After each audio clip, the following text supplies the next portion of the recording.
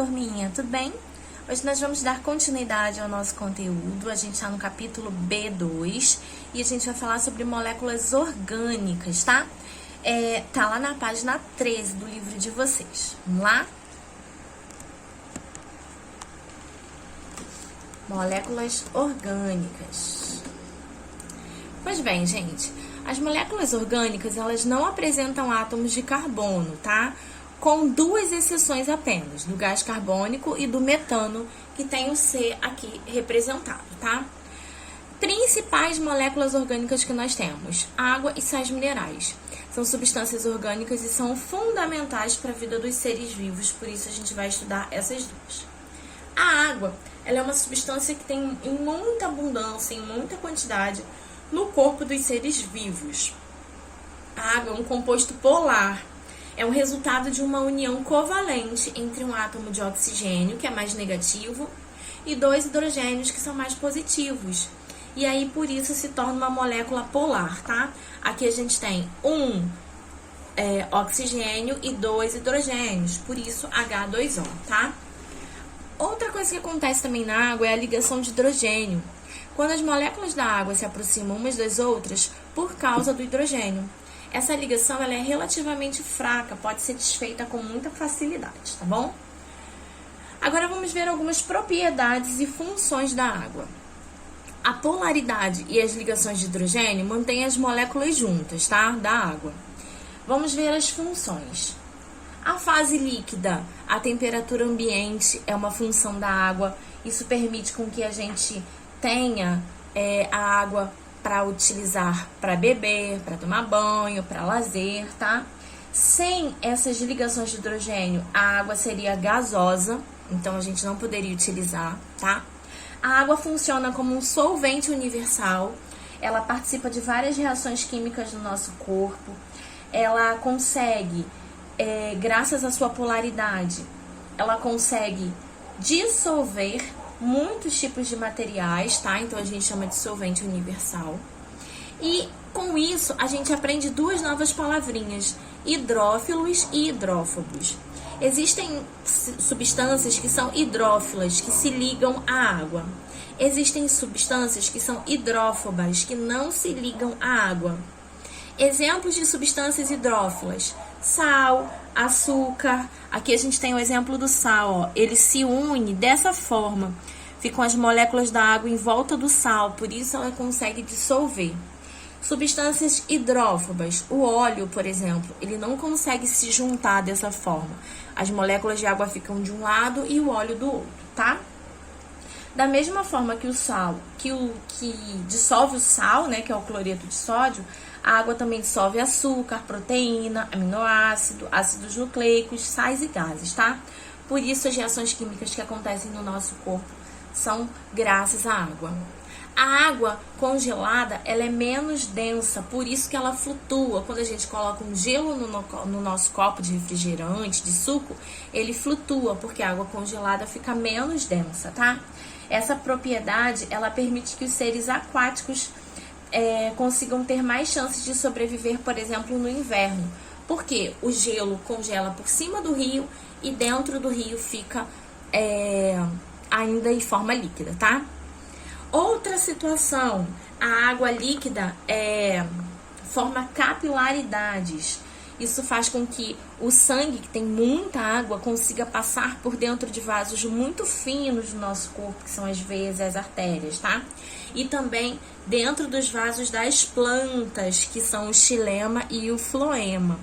Isso faz com que essa capilaridade permite que isso passe por dentro dessas veias com muita facilidade, tá?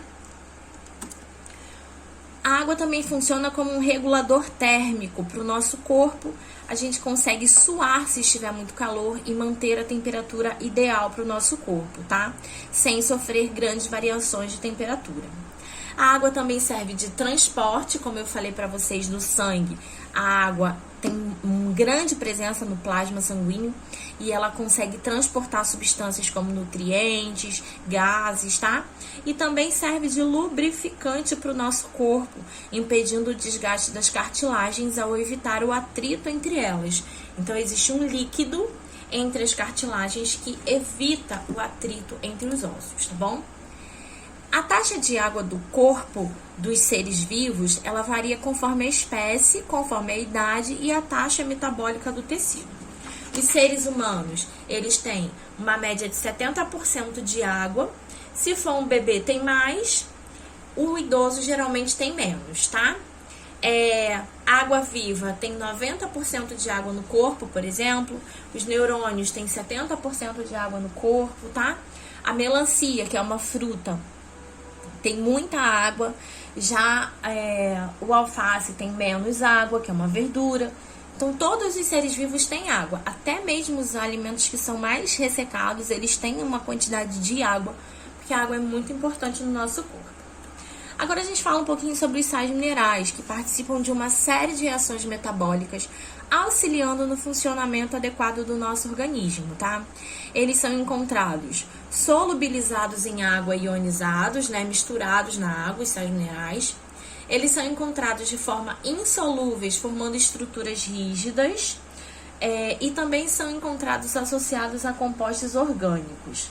Vamos entender um pouquinho que sais minerais são esses, professora? Aqui a gente tem uma lista dos principais sais minerais que existem até mesmo no nosso corpo, tá?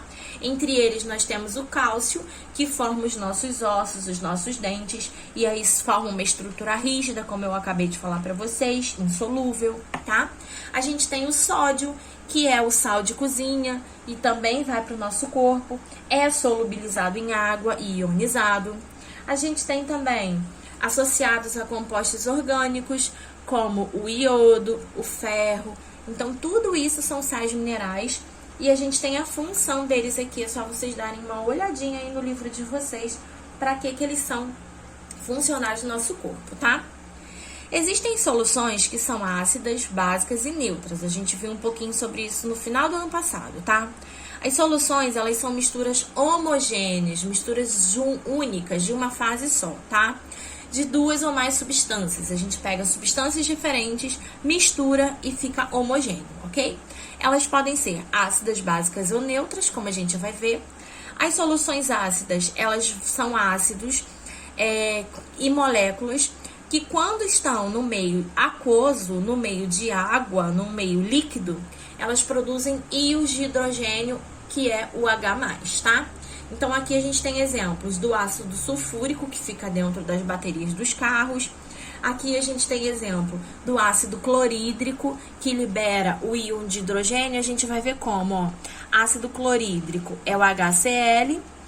Quando ele tá junto da água, ele se separa em H e Cl, ok? Por isso a gente libera o H+, que é o hidrogênio. As soluções básicas, elas são bases e são compostos que, quando estão em meios aquosos, elas liberam íons de hidroxila, ou seja, OH-, tá? Ácido H+, base OH-. Então, a gente tem aqui, ó, um exemplo de uma solução básica, que é o cloreto de sódio, que é o sal. Quando a gente tem, na verdade... Desculpa, não é o cloreto de sódio não, tá, gente? Essa solução básica que a gente tem aqui, ela é um pouco de hidróxido de sódio. Cloreto de sódio é outra fórmula. Essa é o hidróxido de sódio. Quando a gente tem o NaOH e a gente separa ele no meio aquoso, a gente tem o Na e o OH-, que é a hidroxila, ok? E existem também soluções neutras, que são substâncias que em meio aquoso não adquirem nenhum tipo de comportamento desses que a gente acabou de ver, nem básico e nem alcalino. Como a gente está falando sobre esses tipos de soluções, a gente fala também um pouquinho sobre a escala do pH, que a gente também viu ano passado. A escala do pH, ela está ligada à concentração de hidrogênio que tem em uma solução, e ela varia de 0 até 14. De 0 a 6,9, o pH é chamado de ácido. 7 é o neutro e de 7,1 a 14 é o básico ou alcalino, tá?